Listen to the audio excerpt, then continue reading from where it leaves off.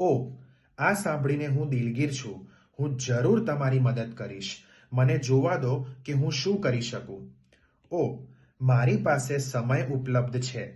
હું જેમ્સને તમારા ત્યાં 3 વાગે આજે સગડીના સમારકામ માટે મોકલી શકું છું. શું એ બરાબર છે?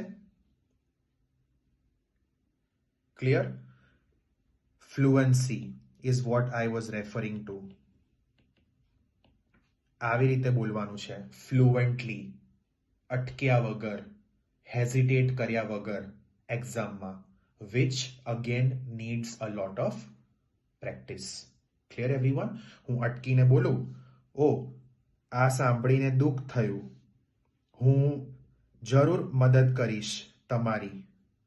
મને જોવા દો હું શું કરી શકું છું. ઓ, આવી રીતે હું બોલું તો મારા marks કપાશે. Because I am not speaking like a native speaker. What does that mean? That means કે એક નેટિવ સ્પીકર એટલે કે ગુજરાતી ઘરે ગુજરાતી કઈ રીતે બોલે? આવી રીતે બોલે? ના. અત્યારે હું બોલું છું એ રીતે બોલે, ફ્લુએન્ટલી બોલે.